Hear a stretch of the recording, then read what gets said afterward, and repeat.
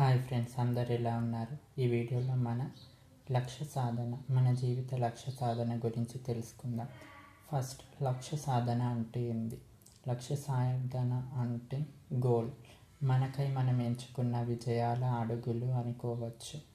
లక్ష్య సాధన మనుషులకు ఒక్కొక్కకే ఉంటుంది అనుకోవడం నేరం.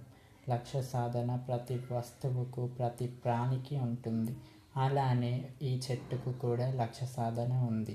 దీని గురించి నేను వివరిస్తాను. ఒక చెట్టు తనని నాటి నీళ్లు పోసినప్పుడు తన లక్ష్యం, నేను ఎంతో ఎత్తుకు ఎదిగి ఎంతోమందిని నా నీడలోకి తీసుకొని నా ఫలను ఇవ్వాలని. తన లక్ష్యం పూర్తయింది. తను ఎంతో విజయంగా తన లక్ష్య సాధనకై కోరుకుంది. తను ఎంతోమందికి ఉపయోగపడింది. ఆ తర్వాత అక్కడితో ఆ చెట్టును నరికేశారు. నరికిన తర్వాత తను ఎంతో కృషించిపోయింది. నన్ను ఎందుకు ఇట్లా నరికేశారు? నేను ఎవరికి ఉపయోగపడకుండా పోతానా? నా లక్ష్యం ఇంతవరకేనా అని అనుకుంది. కానీ తన లక్ష్య సాధన ఇంకా నెరవేరుతూనే ఉంది.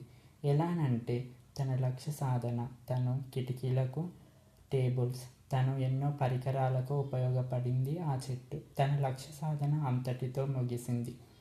అలానే ఒక పుస్తకానికి కూడా లక్ష్య సాధన ఉంటుంది. తన జీవితంలో పుస్తకం రాయడం ఆ పుస్తకం రాయడం అయిపోగానే తన లక్ష్యం అయిపోయిందని కాదు. ఆ పుస్తకం కూడా ఎన్నో వస్తువులకి అవసరం పడింది. అలానే మనిషి కూడా తన లక్ష్య సాధన ఏదైనా ఉపయోగపడేదైతేనే తన లక్ష్య సాధన నెరవేరుతుంది. ఈ యూనివర్స్, ఈ నేచర్, ఇవన్నీ అంతే హెల్ప్ చేస్తాయి. నేచర్ మనకి ఎప్పుడు హెల్ప్ చేస్తుందంటే మన లక్ష్య సాధన మంచి ధర్మం వైపుదైతేనే మన లక్ష్య సాధనకు తను ఉపయోగపడుతుంది నేచర్. అంతేకాకుండా జీవితంలో ఏ లక్ష్యం ఉన్నా సరే, లక్ష్య సాధన అంటే మన సాధన అనేది ఉపయోగపడి ఇతరులను బాధ పెట్టకుండా అందరికీ ఉపయోగపడేదై ఉండాలి. మొదటిగా ఈ లోకానికి ఉపయోగపడేది ఉంటేనే అది నెరవేరుతుంది.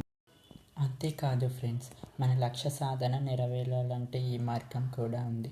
ఈ నేచర్, ఈ యూనివర్స్ చాలా సబ్కాన్షియస్ మైండ్తో, చాలా అవగాహనతో ఉంటాయి. ఏదైనా సరే మనం పాజిటివ్గా సబ్కాన్షియస్ మైండ్తో చెప్పినట్లయితే అవి తప్పకుండా నెరవేరుతాయి. దీని గురించి నేను పోను చాలా వీడియోస్ తీస్తాను. Subconscious mind, the power of subconscious mind book గురించి కూడా మీకు వివరిస్తాను ఫ్రెండ్స్. బాయ్.